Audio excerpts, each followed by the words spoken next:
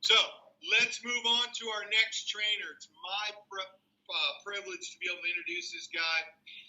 He's actually CEO of his own team, Elite Marketing. He retired from corporate America in 2003.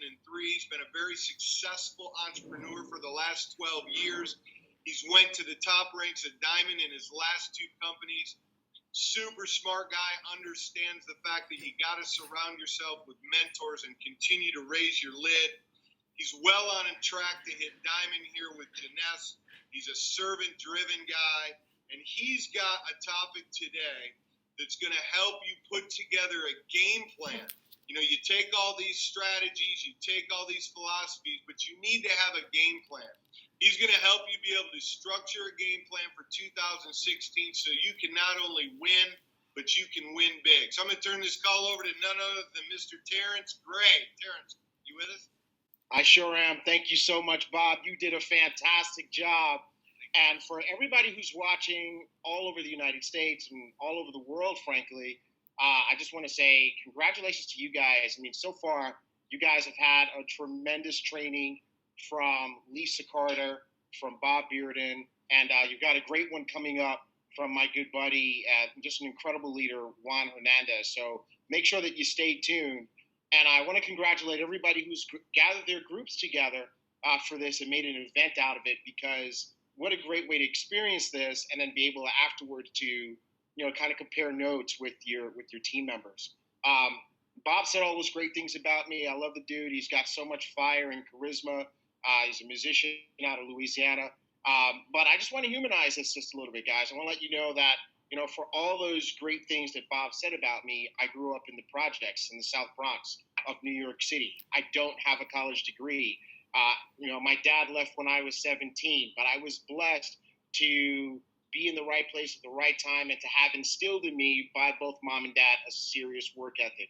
So I was able to climb the ladder in corporate America. I was able to do extremely well, ultimately be a vice president.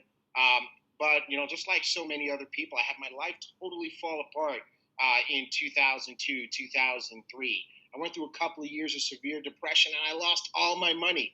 But how did I make it back on top? I became an entrepreneur, and I took this network marketing industry seriously in 2004. Now, I had played around with it for years prior to that. I had failed, and failed again. But in 2004, I decided that I would take network marketing as seriously as I took any other type of business, that I would work my business like it was a job I could get fired from, and that I would take the advice of mentors very seriously. And as you heard Bob say, that turned everything around. I've been able to be a diamond at two different companies. I'm excited about what's happening in Janess. We have a business now that's in 30 different countries with some amazing people. Some of my best friends now are my business partners, and we get to create this type of success for our families, for our children, and to do it together. But here's one of the things that I have learned being a success coach for years and years and working with so many people all over the world. I've learned that you have to have a plan. And when you think about it, there's a reason that so many people don't actually have a plan, that they live their life on accident, just kind of hoping to hit it big. I have found that whenever people are able to do what they should do and they don't do exactly what they should do, there's typically three reasons. Reason number one is they don't know what to do. Reason number two is they don't know how to do it. And reason number three is they simply don't want to. And I'm going to guess that if you're watching this live or watching the recording, you absolutely want to. So my job today is to show you what to do and how to do it when it comes to putting together your game plan. It couldn't be a better time because there's 12 days left in 2015. And by now is the time that you should have your plan put together. If you don't, no problem. It's not too late. I'm going to show you how to do it. And I want to challenge you that before the clock strikes 12 and expires 2015, and it becomes January 1, 2016, that you have your plan fully baked and put together. I'm going to show you how to do it. You guys ready? Grab your pen and paper. Let's dig in. Okay, hopefully you guys are seeing my screen right now as we jump into our goal-setting workshop. We're doing this in 2015, and we're planning now for 2016. And I want to ask this question. Have you done this already? Have you set clear written goals for your future? have you made plans to accomplish them?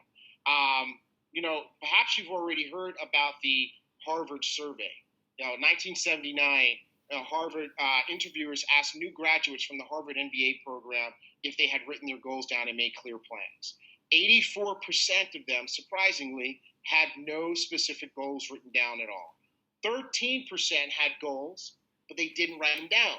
And only 3% had clear written goals with a plan to actually accomplish them. Okay, so here's what they did next. 10 years later, they followed up, 1989. They went to those same folks to see what had happened. You guys ready? Here we go. 13%. The 13% who had goals were earning, on average, twice as much as the 84% who had no goals at all. Isn't that crazy? Twice as much. But you ready for this? Here we go. The 3% who had clear written goals were earning, on average, 10 times as much, not just as the 84% who didn't have any goals, but as the entire 97% who didn't have a goal or didn't write them down. 10 times as much. If that's not an argument for taking the time to put your plan together for 2016, I don't know what is. So there's a bunch of different reasons to go ahead and put together your game plan. The first is a saying that I learned from a multi-millionaire mentor a long time ago. It's never left me. Anybody that I've coached has heard this 1,000 times. They're saying it with me right now. Success is never by accident. It is always by design. So putting your plan together literally gives you the opportunity to design your success for 2016 in advance. Also, when you set goals, it gives your life direction.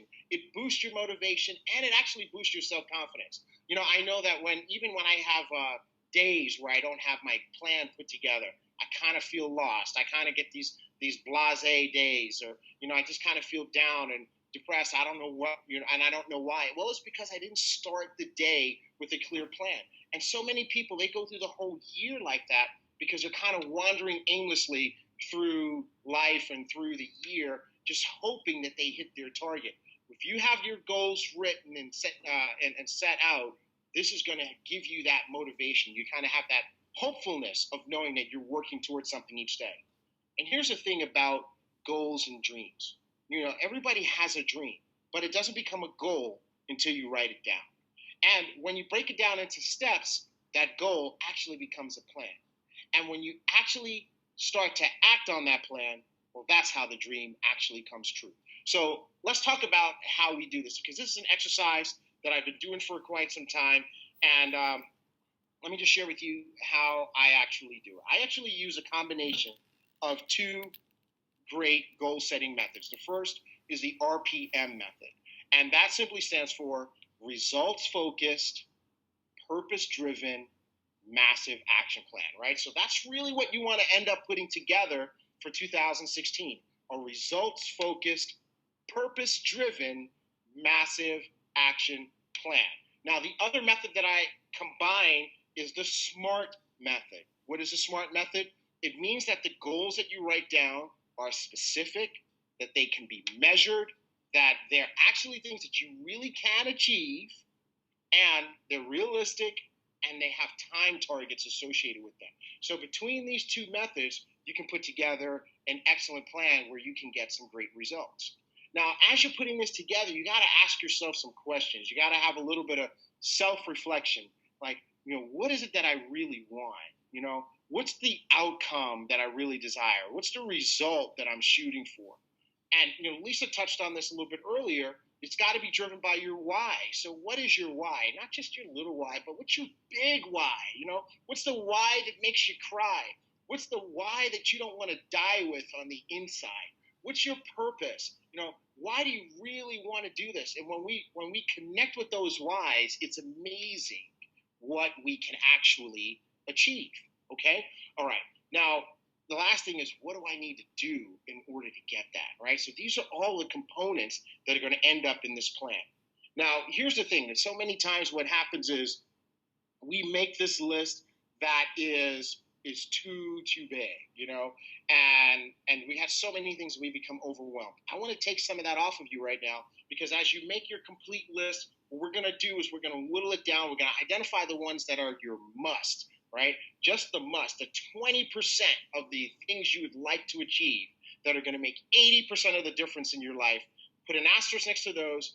Those are what we're going to focus on. So you're going to set yourself free, because you're not going to be able to get everything else done, okay? A year's a long time, but it's not that long, okay? So now let's actually start working on this plan. You guys ready? Part one of your plan is the overview section, okay? So write this down, part one, overview. If you're tech savvy, you can take screenshots. This slide's going to build them. We put some more things on here, but the overview, okay? You got to kind of step back and take this macro view of what it is you want to achieve, right? And so here are the questions that you're going to ask and answer in the overview section. The first, who am I, right? This is a really deep question. Who am I? One of the things that you'll find in successful people of every endeavor, and granted, we're talking to a group that's in network marketing. We're talking to a group that's in a great company called Jeunesse, but whatever it is that you're doing, whether you are a carpenter, a nurse, a school teacher, whatever it is, when you find the most successful people, they are connected with who they are, and they're connected with their purpose. They know what's important to them, and they know who is important to them. This is really crucial, because what it does is it's going to help you stay grounded, because it's real nice and neat. I mean, we've all had these times where we had a plan. Like, I had a plan for today, the way things were going to work out. I'm like, I'm going to get up at 6 o'clock. I'm going to go hit the gym. I'm going to take my time. I'm going to have a nice breakfast, get myself in just kind of a calm state of mind, and do my part on the webinar. Well, you know what? It didn't happen. At 4 o'clock in the morning, our dog woke us up. He's a little guy, and he's sick. He's got pneumonia, and so he ended up having to go to the emergency room. So we spent the whole morning, just trying to make sure that he's okay and get him the things that he needs, and then it became a scramble. So life can be like that. You can have a plan, and then stuff starts to go crazy. But here's the thing.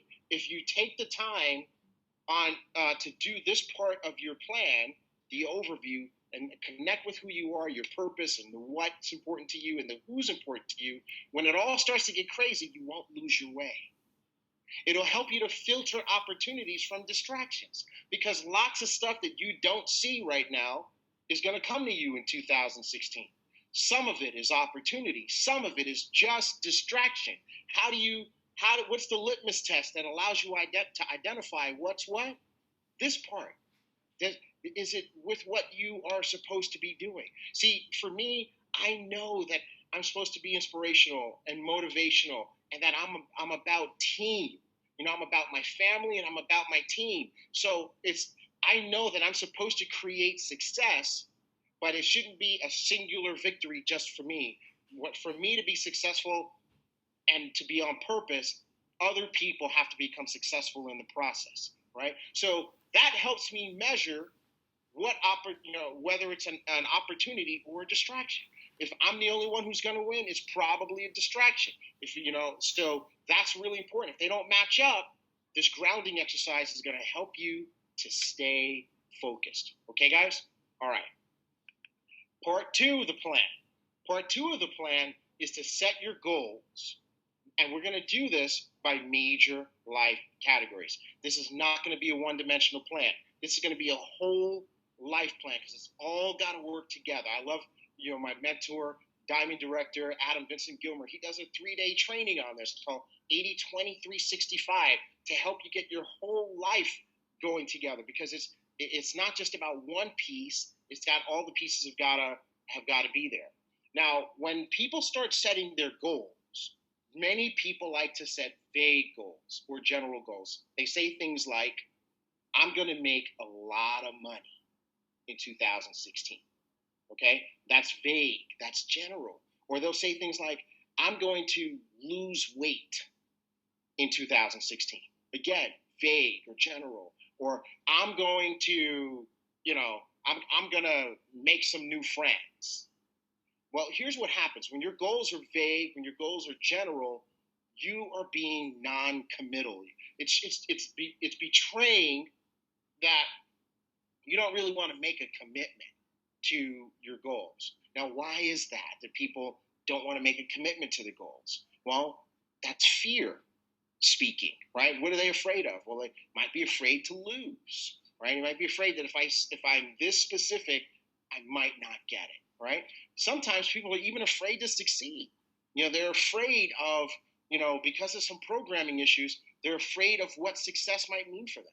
Believe it or not, some people are afraid to lose weight, right? Because maybe they have the wrong perspective of fit people and who they are, maybe morally or whatever, right? Or some people are afraid to become successful and wealthy because of what they've come to believe about wealthy and successful people. They believe that they're bad. So you got to identify that within yourself as you're setting your goals, and we have to address those programming issues. But if your goals are vague or general, that's not going to get you there. But the opposite is also true, okay? You don't want to overreach. You don't want to be too aggressive in setting your goals, because here's what that leads to. It leads to frustration, and it leads to non-action. So, for example, let's just take some of our business partners who are in Jeunesse with us. If you just got started today, your rank is distributor, right? Your rank is distributor, or maybe your rank is associate, maybe your rank is executive. You might be overreaching if you say in 2016 you want to go diamond. Okay? That might be, once you've come to understand what's involved in getting your business from on the ground to diamond, what'll happen is if you don't hit it, you might be frustrated. Or once you realize that you might not take any action. That's kind of the way our brains are wired. When we have goals that we just simply know that we cannot hit, subconsciously we don't believe that we can get it done, sometimes we just don't even try, right? And that's not what you want. You don't want to put the effort into this plan and then find yourself and sideline yourself by having goals that are too big. But at the same time, you don't want to underestimate either, right? These goals should be challenging, but they shouldn't be impossible according to your subconscious. And this is a tricky conversation to have because we all create our own reality. So, I kind of not really a fan of the word realistic when people are using it to other people. The only realism that we can create is with ourselves. So you should challenge yourself, but you should not overreach. Just remember, if it doesn't challenge you, it won't change you. So don't go too easy on yourself either. So for example, if you're an executive today, your goal for 2016, if your goal is just to become a Jade, that might not be that challenging. That's just recruiting a few people. So you do want to make sure that you stretch yourself, no matter what it is, whatever walk of life you're in. Think about a goal that you can achieve, but that will push you so that you have to change in the process of achieving that goal. Okay, so let's start setting these goals. Let's address these major life categories. First category is spiritual, right? Now, whatever it is that you believe, that's fine. Here's what I've learned. All the major religions of the world believe fundamentally that we need to be good people, that we need to be good to each other, that we need to build a world based on love. So your belief is your belief, my belief is my belief. But at the end of the day, how do you need to grow spiritually? I found that when people are spiritually grounded, everything else seems to work. So how do you need to, in what ways do you need to create a stronger connection with whatever it is that you believe in, right? So that's the first part of your plan, right? Your spiritual goals. And what I recommend is that in each of these areas, you take an analysis. You start with, hey, here's what happened in 2015. Here's where I was. Here's where I won. Here's where I did great. And here's where I was lacking. Here's where I was wanting. I have as I put together my plan for 2016 and I look back at 2015, I had some areas where I really missed the mark. And I had some other areas where I really hit it out of the park. You just got to be honest with yourself and kind of take that assessment and then talk about what it is that you want to do in each category. Category B, family and relationships. How do you want to improve? What goals do you have for yourself as a mother, as a father, as a wife, as a husband, as a son, as a daughter, a sister, a brother, a friend? How do you want to improve your relationships in 2016? Okay. Category C, health and fitness. And here I want to challenge to be specific, right? Don't just say, I want to lose weight. So, be as specific as you can. What is your goal weight? What is your goal body fat? What are your target measurements? How many inches do you want to lose? Right? And describe it in detail. How much energy do you want to have? Right? I just had my 47th birthday, and I know I don't look it, but you know what? My knees feel like it. So one of my goals for 2016 is to regain total flexibility in my knees. See, you got to be that specific. And you want to know what? It's funny because as soon as I wrote it, I've already started to achieve it, because I found a YouTube video where this mixed martial arts fighter shows what he does to warm up his knees, and it's already changing my life. So what happens is when you write it down, stuff starts to happen. The universe starts to direct the answers to you, and things will start to come to you because you're now so clear on what it is you want to achieve. All right, the next category is personal. And I love this image here because you just kind of see this person just progressing and growing. So the question is, how will you grow as a person? How will you grow as a professional in 2016? Write it down. What do you want to get to? Who do you have to become in order to achieve your goals?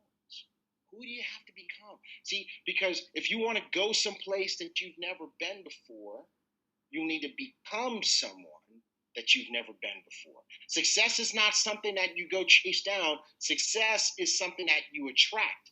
And so you have to become something different in order to achieve or to attract different results and different people that can help you, and different circumstances that can help you into your life. So who do you have to become? Write this down, right? Along with how you will do it. Some people need to become more resourceful. I know all my co-trainers today, we all have people in our group who would, before they'll go look up the answer, their default is that they will call you and say, hey, how do I do this? Or what does this mean? Or whatever. They won't even try to get the answers themselves. Well, guess what? Those folks never get to the top. So maybe you need to become more resourceful in order to do it. Maybe you need to learn to take more initiative, and not, maybe some folks need to grow from being a person who gets told all the steps to a person who now can intuitively knows and identifies what the next step is, and they start taking it. What do you have to learn? What skills do you need to acquire? Where can you find them? When will you allot the time to do so? So for example, when I look over my life, I've made lots of money and I've lost lots of money. So one of my goals for 2016 and beyond is to become an expert in money. So I have to learn more about money. I have to learn more about money management. I want to basically complete the coursework online that's equivalent to an MBA in business, right? Because that's going to help me. And I found all the courses. I found it online. I can do it on my own, and I know when I'm going to do it and over what period of time. What is it that you've got to learn? What skills do you need to acquire in order to become that person and have that level of success that you want to have? And here's another important area in personal. What is your social impact going to be? How are you going to influence the world around you in a positive way in 2016? Right? It can't just be about getting rich for you and your family. It can't just be about you getting healthy all by yourself. How are you going to touch other people in a way that's really positive in 2016? And also, what are the things that you're going to do in 2016 that are going to bring you joy and happiness and satisfaction? Because all work and no play makes Johnny a dull boy and Jane a dull girl. Are you going to travel? What are your hobbies? Where does that play? Where does that fit into what you're going to do in 2016? Okay, there's still another category, and that's business and finance. All right. Now let's talk about that. How much money do you want to make in 2016? If you're in network marketing, whether you're on part of our Jeunesse team or any of our folks who decided they wanted to join our training today, how big of a team do you want to build? Where's that team going to be? What countries, what cities, what states? Okay. How much money will you save and put away by the end of 2016? December 31, 2016, how much money is going to be in your savings accounts? Right? How many savings accounts will you have, and how much is going to be put away? What recognition and what rewards will you enjoy? I'm talking to my Jeunesse team right now. I'm talking to my network marketers. What's going to happen? Are you going to be at the Sapphire dinners? Are you going to be at the Ruby and above events that they do at the events? Are you going to go to the Emerald trip, the next Emerald trip, or even the Diamond Reward trip? What recognition, what rewards are you going to enjoy? Okay? And how much you're going to give, all that kind of cool stuff is part of this business and finance section. Now, what do you do next? You got to program your mind for success. Now, how do you do that? 3 things. The first thing you need to do is write it down. Remember that 3% in the Harvard group? They not only did they have goals, but they had written them down. There's something magical about writing it down. When you write it down, you give it life. So put it together in a format that makes you feel good. There's no right answer. You can write it in a notebook. You can type it in a business plan format. I like the business plan format. You can kind of see mine in the lower left-hand corner. It says 2016 game plan, T.Gray, time to live up to my potential, right? So that's what my plan is all about for 2016. You've got the dream boards, and I love that Lisa talked about hers and how it carried her through. You got folks doing dream boards, and when I was looking for images for this presentation, I saw some from Oprah and from Ellen and all this stuff. So this is a success habit. You should include pictures and images of what your success is going to be, and you do that possible because it stimulates your mind and it solidifies the movie. And we're going to talk about the movie for a second. Now, here's something new because some of my partners have heard this training before. And I want to talk about planning for contingencies. Because, no matter how well you plan, sometimes stuff just tries to take you out, right? Like you could be like this guy on the screen here, just running along, rocking along, right? And then what happens? Bam! Life comes and just hits you and tries to take you out. And it takes you off track. And all of a sudden, you're like, your goals and your dreams and your business plan, all the pages are just flying up in the air and you are just waylaid, okay? Well, here's what we want to do. Let's plan ahead for some of the things that could take us out. For each section, you got to ask yourself, what are the things that derailed your plan last year or in the previous years, right? And what are some of the things that could potentially take you off track next year? Just think ahead. This is part of business planning, right? You just think about what are the things that could go wrong, and then you start to try to solve some of those things in advance. And you just say, if X happens, I'm going to do Y. So let's take the folks who are just like me. They have a goal for 2016. They want to get fit. They want to lose weight. They want to lose X amount of pounds, X% body fat, blah, blah, blah. Here's the plan, right? But what are the things that could derail us? Going out to dinner with your friends, right? That could take you off track. So what about this? If I go out to dinner with my friends, I will. Now I'm starting to plan in advance for what's going to happen. I'm not going to eat the bread. I'm going to order a salad. I'm going to only eat meat and veggies. Or I'm going to, our company's got a great product called Zen. I'm going to take a Zen and drink a whole bottle of water before I walk into the restaurant so my stomach's full. You get the idea, guys? You start to plan for the contingencies and do that for each of the categories. Okay. And what that does is it helps you clear your mind of can't. It helps you to solve some of the problems in advance so that you can have more confidence moving forward about your plan, all right? The last part is you need to visualize this plan. And this is the part that's the most fun in my opinion. Because now that you have it all down, what happens is you go into a quiet place and you put on some calm music that allows you, doesn't, I recommend instrumental music because the words won't distract you. And now you start to visualize the plan. This gives the plan life, okay? And what you want to do is you want to fast forward to the end of 2016, and you want to visualize what it would be like for you to achieve all these goals. What's that look like? Do it in sensory-rich detail, all right? What does it look like? What does it feel like? What does it smell like? Right? For example, if one of your goals is to take a Caribbean vacation, imagine yourself standing on the beach in the Caribbean. What does it smell like? What does the wind and the air feel like on your body, on your skin? What does it feel like? What does it look like to have that money in your account? Why don't you visualize it? Visualize your bank statement with that money in your account. If your goal is to lose a certain weight, what do you look like when you look in the mirror? What does it feel like to put on those clothes that you want to put on, right? Go ahead and watch the movie because that is the way your subconscious works. it believes to be true what it has seen before. So go ahead and show your subconscious what your success looks like, because then what happens is it goes into overdrive to get that success to become your current reality. Now that you've put this all together, you need to review your goals and you need to visit your dreams several times a day, okay? At least twice a day. When you wake up and before you go to bed, you want to pull out this plan, go ahead and read it, close your mind, close your eyes, visualize it, do it out loud if you can, with as much passion as you can, because all that does is makes it more and more true, and you'll believe it'll be amazing, because what will happen is you'll start to attract that success into your life. The last part is just keep it real, right? We're going to take some of the pressure off. I will tell you guys right now, and all my friends think I'm this type A overachiever, but I don't always achieve 100% of my goals. I continue to struggle in many areas, but every year I move the needle just a little bit. I get some of the goals completely and all of them at least partially. And here's the thing. The victory of success is half won. You're already halfway there when you get the habit of setting and achieving goals. Og Mandino said that.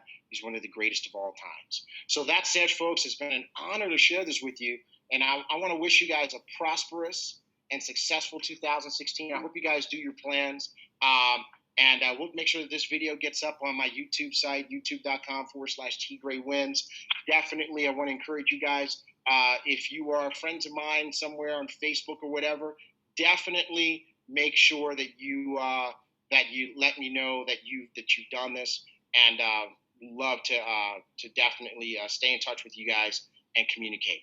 All right, here's what we need to do at this point in time. I just want to make sure I'm not screen sharing anymore. Can one of you guys let me know that I'm no longer? Am I not screen sharing? I'm off? You're good. Good. What I want to do at this point in time is, first of all, I want to thank Juan Hernandez for inviting me to be a part of this incredible training panel. I'm honored to train side by side, and even in a virtual way, with Lisa and with Bob and with you as well, Juan.